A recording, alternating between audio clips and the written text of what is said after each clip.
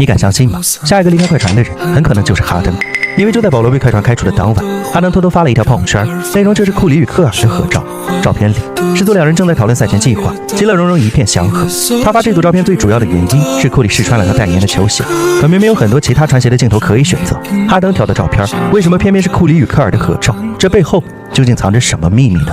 ？2周之前，有球迷拍到了下面的录像，球员通道里，一名小球迷挥舞着帽子，想要一个哈登的签名，可哈登却是冷漠离开，只留下小朋友无助的身影。之前从没发生过这样的事，毕竟哈登对球迷是出了名的温柔，而他这么做，只是因为那天晚上他被泰伦卢搞破防了。当晚比赛最后时刻，泰州助教范甘迪越过泰伦卢，单独给手感火热的哈登画了一个绝平战术。虽然球没进，但哈登一瘸一拐离开球场时，身上的汗渍清晰可见，累到连话都说不出来。可感觉到权威被挑战的泰伦卢，却在赛后发布会意有所指。我们说觉得很大一部分原因是有些球员打得太自私了。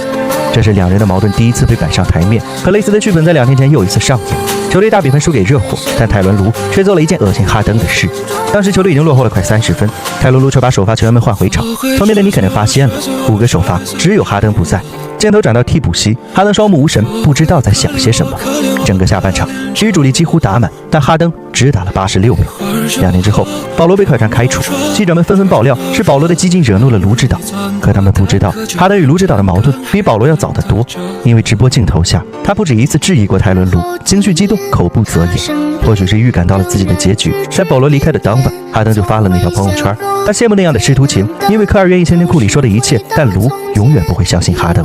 几天之前，哈登早早来到球馆，想像库里、科尔一样讨论一下球队现状，但直到训练结束，卢也没有出现，只剩哈登一个人孤零零坐在那里，看完了全部的录像。